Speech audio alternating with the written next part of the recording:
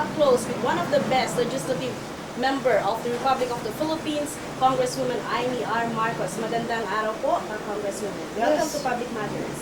Ako, magandang hapon din sa inyong lahat at sa ating Public Matters, ako'y tuwa na narito sa Lingayen, Pangasinan. Yes. Ma'am, ito po ang aming panayam sa inyo para malaman po ninyo. Ito po ay nagtalaga ng more than 312 requests mula po nang kayo ay naipalabas namin sa Urdaneta. And hanggang dumadaan po yung araw, kami po ay nagpapadala po ng liham na sana nga po ay maimbita namin at maraming salamat nga po dahil marami po sa aming mga kababayan na may mga naiwan pong katanungan sa amin na yan po ay inihanda po para sa inyo ngayon. At ito po ay nanggaling sa Baguio, Lawag and the province of Pangasinan na hahawakan po ng Sky Cable and JP Cable po ng San Carlos City.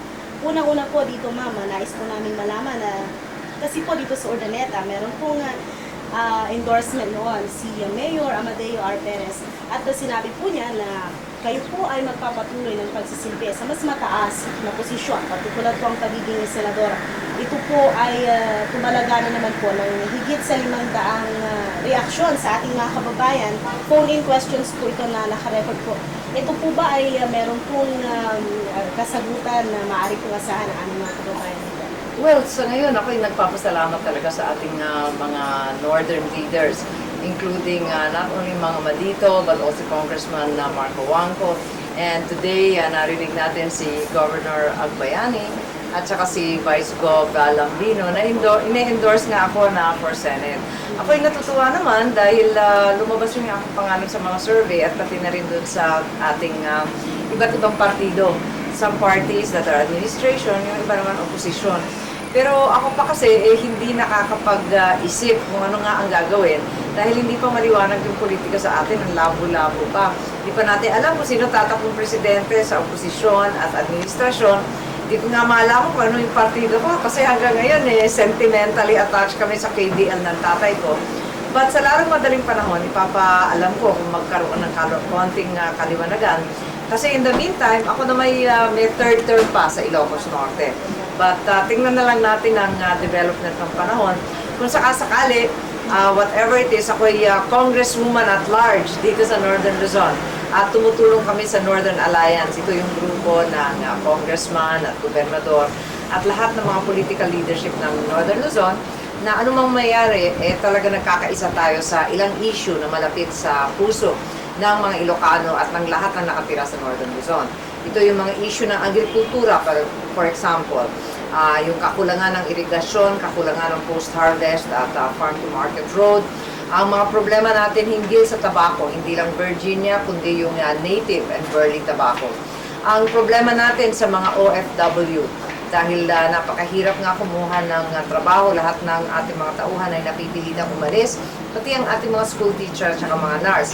At ngayon, ang makabago at nakakasidlak na problema ng SARS, na tayo na naman ang siyang frontline of defense. Yes. With that, ma'am, isa po sa mga pinakamaraming katanungan po ay ito pong napapabayaan ng administrasyon na pangako na kanilang paangatin ang buhay nitong ating mga kababayang nasasadlak ngayon sa kahirapan. Ano po ba ang ating masasabi tungkol po dito sa bagay na? Alam mo, talagang abalang-abala ako dyan kasi nung nag-recess kami, nag-break kasi kami sa Kongreso ng session bago mag-Holy Week. Ako'y abalang-abala dahil katapos ng Holy Week, binibilang-bilang po kung ilang araw na lamang natitira sa Kongresong ito. Alam niyo, magtatapos kami sa January. Magbe-break na naman kami sa June. Ang akin lang, 6 na lamang na buwan ang natitira sa aming term. Ano ba ang nagawa namin para sa pinangakong poverty alleviation program? Hanggang ngayon, katulad dito sa Pangasinan, ang laki-laki nga ng probinsya. At sinasabi, palibasa malaki, mayaman daw. Pero alam natin na yung ibang barangay dito ay ilan sa pinakamahirap na barangay sa buong bansa. Sapagkat yung mga coastal towns natin, maraming malnutrition, talagang mahinang-mahina yung skills training, pati yung functional literacy ay napakababa.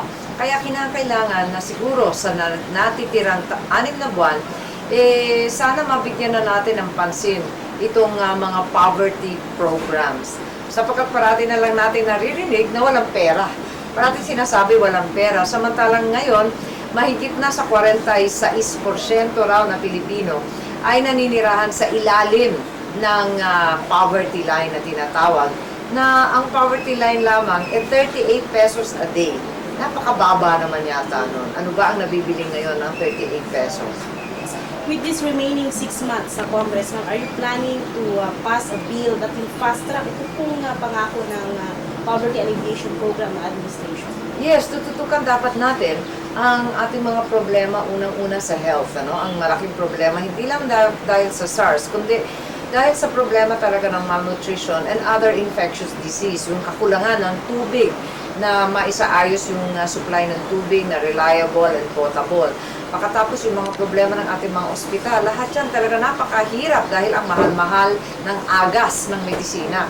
Ganon din naman yung other poverty alleviation programs, yung livelihood, yung sinasabing microcredit, and entrepreneurial training sa micro and medium scale, small scale enterprise. Lahat yan talagang nakikita natin na ang ating mga kapitbahay sa Thailand, Indonesia, talagang puro microcredit ang ginagawa. Sana yan din ang gawin natin sapagkat ang karamihan ng empleo dito sa Pilipinas ay small and medium scale industry lamang. Pagkatapos niyan, talagang malaki rin ang problema sa eskwelahan. Alam natin na napakalaki ng utang natin sa ating mga estudyante at mga magulang dahil kulang na kulang pa rin ang ating mga eskwelahan at ilan lamang ang teacher. Yung new teacher items iilan lamang. Malaki yan sa poverty alleviation sapagkat alam natin na yan ang immediate solution to poverty. To educate our young immediately adds to the income of the family and the household.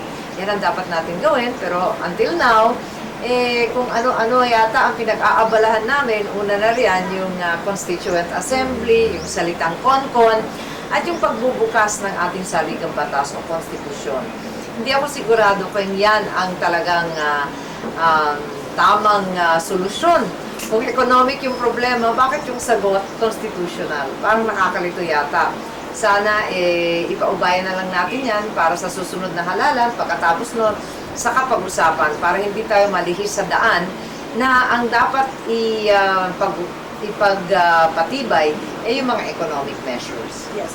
And isa po dyan sa mga ganyan pong mga programa, ito pong pinakamalaking budget ngayon ay napupunta po sa DepEd, Department of Education.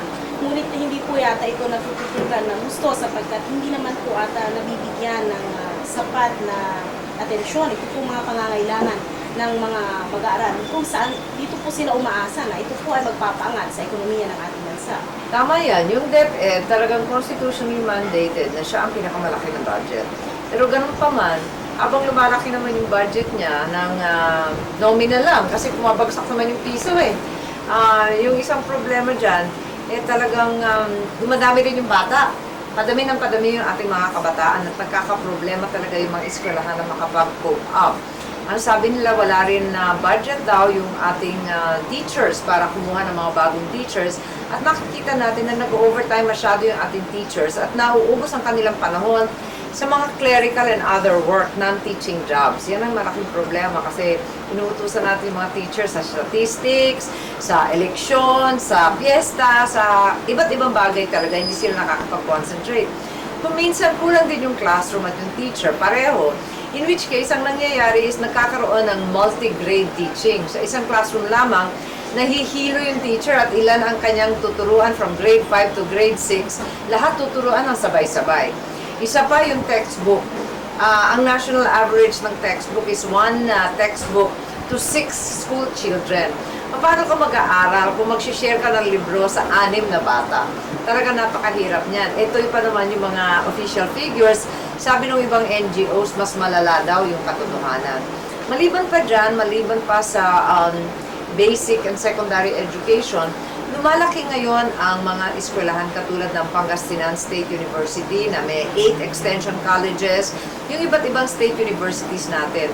Ano ang nangyayari? Dumadami ang enrollment dahil mababa ang kanilang tuition ikumpara sa mga private schools, pero bumababa rin ang sustento at suporta ng pamahalaan sa kanila. Yung kanilang maintenance and operating expenses na nagbibigay ng pondo para sa plans, programs, kung ano-ano, nauubos sapagkat sabi ng gobyerno, wala na raw pera rin. It ito ang ating kinakailangan pagtugunan ng pansin sapagkat alam natin na yung pinakamahihirap na pamilya ang nagpapadala sa mga public schools at sa state universities. This is the only chance for a quality education outside of the private network. So kinakailangan talagang lahat yan ay bigyan natin ng tunay na pansin kung nais natin umangat sa kahirapan. Isa pa po sa mga napapansin ng ating mga kababayan ay sa lahat po ng mga kongresista ngayon, abalang-abala po sa kanilang pangangampanya,